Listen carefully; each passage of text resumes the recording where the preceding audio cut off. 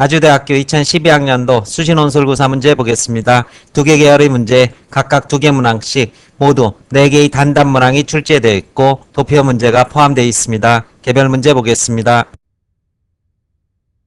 문제 1-1에서는 1의 가를 요약하라 이런 요구를 하고 있습니다. 아주대의 경우 1-1에서 요약 문제를 종종 출제를 해왔습니다. 그런데 아주대 문제를 요약할 경우에는 첫 번째, 그 글의 구성을 그대로 유지하는 글을 써주셔야 될 것입니다. 구성 자체를 바꾸거나 새롭게 재조명하는 글, 이런 것은 원글의 취지를 훼손한다고 해서 높은 점수를 줄 수 없다, 이렇게 밝히고 있습니다. 두 번째는 인용해서 서술하는 것이 아니라 내가 글을 쓰듯 이렇게 서술해주면 될 것입니다. 따라서 원글의 구성을 유지하고 내가 글을 쓰듯 쓰면서 세 번째는 돌격이 되는 내용과 그리고 개념을 적극적으로 활용해서 이 내용과 개념을 압축해서 350자 내에 담아주시는 그런 글을 작성해 주시면 될 것입니다. 따라서 1의 가에 있는 핵심적인 서술의 골격을 확인하고 답안지도 역시 비교해 보겠습니다. 일단 첫 단락에서는 패러디와 표절의 개념적 차이를 공통점과 차이점을 토대로 서술을 하고 있습니다. 패러디와 표절은 공통적으로 원 텍스트를 전제로 이루어진다. 이것은 공통점이 될 것이고, 그러나 표절이 원 텍스트를 철저히 숨기면서 그것이 마치 자신의 독창적인 창작인 것처럼 위장하는 반면, 패러디는 여러 장치를 통해서 자신의 작품에 사용되는 원 텍스트의 흔적을 남겨둔다. 이러한 개념적 정의 반드시 포함되어야 될 것이고, 두 번째 단락은 중심 내용은 아니지만 모조리 생략하는 것은 또한 금물입니다. 따라서 이 단락 전체를 보면 일부 사람들은 표절유의라 해서 좋은 의미 표절이 있다고 말하지만은 표절과 패러디는 반드시 구별하려는 노력이 필요하다, 이런 정도로 한 문단이라도 걸치고 넘어가는 것이 현명할 것입니다. 그렇다면 어떻게 구분이 될 것이냐? 패러디는 의식적 모방 인용의 행위이자 그 사실을 고의적으로 드러냄으로써 인정받는 모방 인용의 행위가 되므로 윤리적 문제가 되지 않고 단지 미학적인 평가의 대상이 될 뿐이다. 그러나 표절은 의식적인 모방 인용이면서도 이를 고의적으로 감추려는 경우로 윤리적이나 예술적으로 용납될 수 없다. 이러한 구분의 차이점을 설명을 하고 있습니다. 답안 전개 보겠습니다. 표절과 패러디는 원 텍스트를 전제로 이루어진다는 점에서 공통점이 있다. 공통점 서술하고 있고, 그러나 표절이 원 텍스트를 숨기고 자신의 창작품인 것처럼 가장하는 반면 패러디는 자신의 작품에 원 텍스트의 흔적을 남겨둔다는 점에서 차이가 있다. 공통점과 차이를 통해서 개념적 정의를 하고 있습니다. 창조성의 본질에 의문을 제기하면서 표절을 부정적으로 보지 않는 이들이 있지만 원 텍스트의 존재를 은폐하는 표절은 패러디와 분명히 구분되어야 한다. 두 번째 단락과 세 번째 단락을 겹쳐서 한 문장으로 처리하고 있고, 패러디는 그 사실을 고의적으로 드러내어 인정받기 때문에 윤리적으로 문제가 되지 않으며 다만 창작 방법이기 때문에 미학적인 평가의 대상이 될 뿐이다.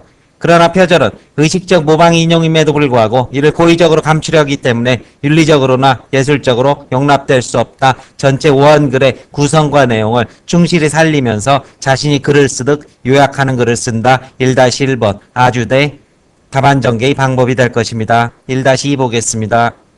1-2에서는 현실에서 드러난 이런 재판부의 견해가 이론에 해당하는 일의 나에서 패러디 유형과 패러디 목표라는 이 부분과 어떻게 연관지어 설명할 수 있는 것인가, 이러한 질문을 묻고 있습니다. 따라서 현실에 드러난 견해의 전개가 이론적 전개와 어떻게 서로 밀접한 연관을 맺는지 이를 서술하라, 이런 요구를 하고 있고, 따라서 재판부의 견해를 먼저 보겠습니다. 일단 재판부는 패러디에 대해서 음악적 특징을 흉내내어 단순히 웃음을 자아내는 정도에 그친 것일 뿐 원곡에 대한 비평적 내용을 부과하여 새로운 가치를 창출한 것으로 볼 수 없다. 따라서 새로운 가치를 창출할 때 패러디가 된다. 이러한 입장을 전개를 하고 있고, 두 번째는 패러디로 보호되는 것은 당의 저작물에 대한 비평이나 풍자행 기업으로 할 것이고, 당의 저작물이 아닌 사회 현실에 대한 것까지 패러디로 허용되기 보기 어렵다. 따라서 당 저작물, 원작의 저작물에 대한 비평이나 풍자만 뭐로 패러디로 인정한다. 이러한 제한적 의미의 범주를 설정을 하고 있습니다. 따라서 1과 2의 범주가 재심은 1의 나와 어떻게 연관되는지 보겠습니다. 일단 패러디 유형과 관련해서는 제2의 유형, 이것이 재판부의 의견과 일치한다 이렇게 볼 수 있을 것입니다. 제2의 유형은 바로 무엇이냐? 원작에 대한 비판적 거리를 필수로 원 텍스트에 대한 공격과 풍자성을 가지고 독자적인 가치와 세계관을 창출하는 것, 이것이 재판부가 보는 패러디에 대한 개념과 일치한다는 사실 첫 번째 확인할 수 있을 것이고, 두 번째는 패러디 목표와 관련해서 패러디가 풍자하려는 대상으로 원 텍스트가 될 수도 있고 당대의 현실이 될 수도 있다. 바로 1의 나에서는 당대의 현실도 패러디 대상이 될 수 있다. 이렇게 범주를 확대하고 있지만, 이에 비해서 재판부는 당대의 현실을 풍자한 것은 패러디로 볼 수 없다. 원 텍스트에 대한 풍자만이 패러디다 이러면서 좀 더 제한적이고 협소한 의미의 패러디에 대한 그러한 범주 설정을 하고 있다. 이것이 패러디 목표와 관련된 재판부와 서로 다른 입장이다. 이러한 답안 전개가 필요할 것입니다. 답안 전개 보겠습니다. 제시문 2에서 패러디로 간주한 것은 1의 세 가지 패러디 중에서 원 텍스트의 권위와 규범을 문제시하여 비판적으로 개작한 비판적 패러디, 즉 제2 유형이 된다. 재판부는 컴백홈이 패러디가 아니라고 판결하였는데, 이는 컴백홈이 원곡을 흉내내어 단순히 웃음을 주는 정도에 그쳤을 뿐 원곡에 대한 비평적 내용을 부과하여 새로운 가치를 창출하는 데는 실패했다고 보았기 때문이다. 또한 제시문 1에서는 패러디 목표가 원 텍스트가 될 수도 있고 당대 현실이 될 수 있다고 하였으나, 제시문 2에서 재판부는 전자의 경우만을 패러디로 한정하고 있다. 이재수 측에서 컴백홈에 음치가 놀림받는 우리 사회 현실에 대한 비판과 대중적으로 우상화된 서태지에 대한 비평과 풍자가 담겨 있다고 주장했지만, 재판부는 그것을 패러디로 인정할 수 없다고 밝히고 있기 때문이다. 이러한 답안 전개를 하고 있습니다. 문제 2번 계열의 도표 문제 보겠습니다. 문제 2-1에서는 제시문 1의 가나다에서 이렇게 개념적으로 설명하고 있는 내재적 동기의 이러한 현실적 사례를 들어라, 이런 요구를 하고 있습니다. 그런데 제시문 가나다의 키워드를 보게 된다면 내재적 동기에 의한 행동은 일단 첫 번째로 보상이 주어지지 않는다. 그리고 두 번째는 자발적인 자기 선택의 과정이다.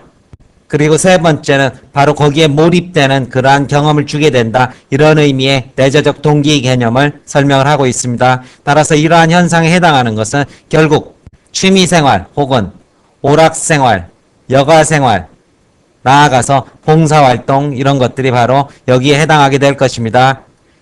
따라서 이 범주 내에서 구체적이고 현실적인 사례를 제시하게 된다면, 첫 번째는 충남 태안에서 기름이 유출됐을 때 무척 많은 사람들이 내려가서 기름을 닦았던 이런 봉사활동의 경우 보상이 주어지지 않는 내에서 자기 선택을 통해서 그 활동 자체에 몰입하는 그런 모습이 될 수 있을 것입니다. 그리고 이와 함께 두 번째, 취미 오락, 여가생활의 경우에는 여러분들이 좋아하는 컴퓨터 게임이라든가 성인들의 바둑, 그리고 등산이 등산 중에서도 또 목숨을 걸고 하는 암벽 등산, 이런 것들은 바로 자기 선택 그리고 보상이 없는 상황에서 몰입의 경험을 주는 것, 이러한 답안 서술이 가능하게 될 것입니다. 답안 전개 보겠습니다. 불우한 이웃을 위한 익명의 기부, 안면도 기름 유출 사건 당시에 많은 사람들이 자원봉사활동 그리고 청소년들의 여가활동으로서의 인터넷 게임 몰두는 내재적 동기에 의한 행동을 보여준다. 세 가지 사례를 제시하고 있고, 익명의 기부, 자원봉사, 인터넷 게임을 하는 사람들은 외부에서 주어지는 보상 때문에 행동을 하지 않고 그 자체에서 느껴지는 기쁨과 흥미 때문에 행동한다. 이러한 세 가지 행위들은 남이 억지로 시켜서가 아니라 자율적으로 선택한 행동이므로 사회적 통제가 아닌 자기 결정에 기초한 행동이라 볼 수 있다. 끝으로 그런 행동들은 몰입 경험을 수반함으로써 주의가 집중된 상태에서 시간의 흐름을 의식하지 못하거나 자의식을 상실하는 경험을 수반하기도 한다. 이러한 답안 전개를 하고 있습니다.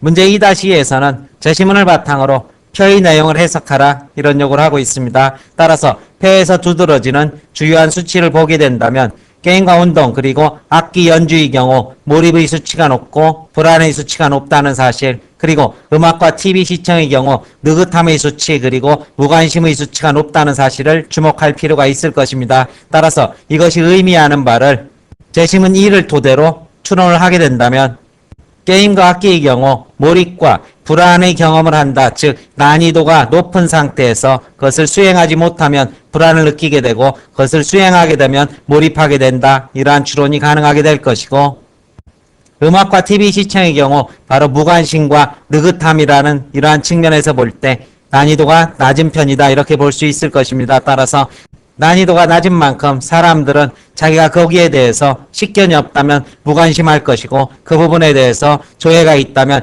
느긋하게 즐기는 그런 양상으로 나타난다. 이것이 답안의 핵심 키워드가 될 것입니다. 답안 전개 보겠습니다. 다양한 여가 활동에 따라 몰입, 느긋함, 무관심 그리고 불안을 경험하는 시간의 비율이 다르다. 게임이나 운동이나 악기 연주와 같은 여가 활동은 과제의 난이도가 높은 편이다. 따라서 어느 정도 실력, 예를 들어 바둑 실력이나 피아노 연주 능력이 있으면 몰입의 경험을 하는 반면 실력이 없으면 불안을 경험하게 된다. 한편 TV 시청이나 음악 듣기는 과제의 난이도가 낮다. 따라서 TV를 보거나 음악을 듣는 능력이 있으면 예컨대 일일 드라마의 경우 전에 드라마를 본 적이 있어서 등장인물 간의 관계를 잘 알고 있으면 느긋하게 감상하는 반면 능력이 없으면 즉 이들에 대한 구체적인 정보가 없다면 무관심을 보이기 쉽다. 이러한 답안 전개가 가능하게 될 것입니다. 설명 마칩니다.